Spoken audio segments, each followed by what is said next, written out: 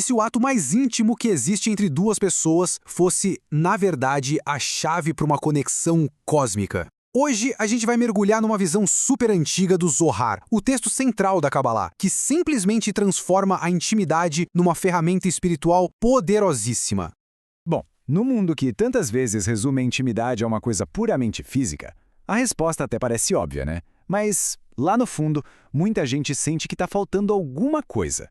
E se existir uma dimensão que quase sempre escapa da nossa percepção?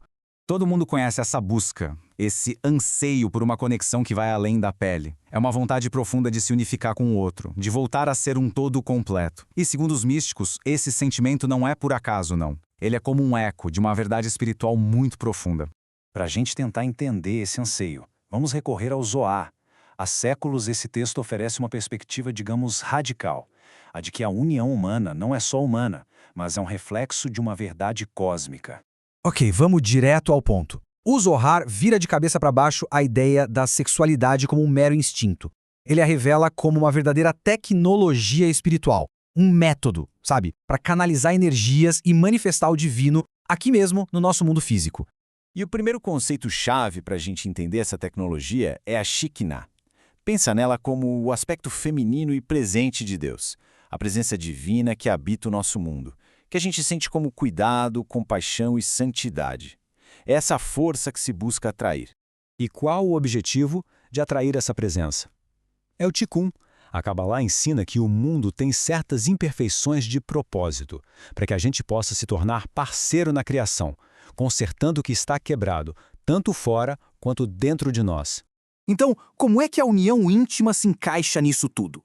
O Zohar ensina que ela pode criar um poderoso imã espiritual. É isso mesmo, um circuito completo capaz de atrair a Shekinah e participar ativamente do Tikkun. E essa ideia do circuito não é só uma metáfora, não.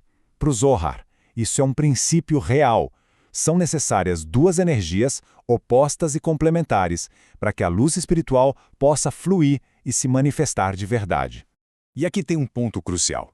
Quando Zohar fala de masculino e feminino, ele não está falando de gênero. Ele se refere a princípios cósmicos.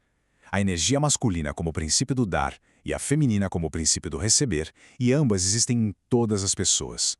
Quando um casal consegue equilibrar essas duas forças num ato de união harmoniosa, eles criam um ambiente perfeito para que a presença divina, a Shekinah, possa morar ali. O lar se torna, literalmente, um santuário. A questão é, como é que se ativa esse circuito? Não é uma coisa automática.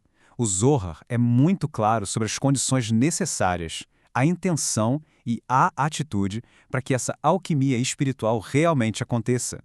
A base de tudo, o ponto de partida que não se negocia é a intenção e o desejo. A união precisa ser um ato de entrega mútua e totalmente livre, sem nenhum tipo de pressão ou força. A regra é assim, direta e poderosa. A santidade do ato depende totalmente da liberdade e da vontade compartilhada. Sem essa base de respeito mútuo, o circuito espiritual simplesmente não se forma. E o Zohar vai além. Ele enfatiza que o parceiro no papel da energia doadora tem a responsabilidade de honrar e elevar o outro, tratando com o máximo de respeito. A união não pode ser vista como uma obrigação. Tem que ser uma celebração da alegria mútua, porque é essa alegria que convida o sagrado para perto. Isso nos leva a uma pergunta bem importante. Numa visão espiritual tão elevada, qual é o lugar do prazer físico? Ele seria um obstáculo ou uma parte essencial de todo o processo? Olha só que incrível! Para o Zohar, o prazer é fundamental e tem um propósito triplo. Primeiro, a alegria da união é considerada a própria alegria da Shekinah, cumprindo um preceito divino. Segundo, esse ato aqui na Terra inspira e espelha uma união nos mundos espirituais. E terceiro, isso transforma o prazer numa ferramenta de tikkun, de reparo cósmico. Então, o ponto central é este. Ao criar um ambiente de felicidade, de união sagrada, um casal não está só beneficiando a si mesmo. Eles estão literalmente participando do ato contínuo da criação, ajudando a reparar e a sustentar o universo. Então, o que essa alquimia nos ensina, no fim das contas? Que a intimidade pode ser um circuito espiritual, e não só físico. Que sua base sagrada é o respeito e o desejo mútuo. Que o prazer pode ser uma ferramenta divina para a reparação do mundo. E que uma união harmoniosa atrai a presença divina para a nossa vida. E fica aqui a reflexão final. E se aquele anseio por uma união total com outra pessoa for, na sua essência, um reflexo do anseio da alma por se reconectar com o divino? É uma pergunta para se levar e pensar a respeito.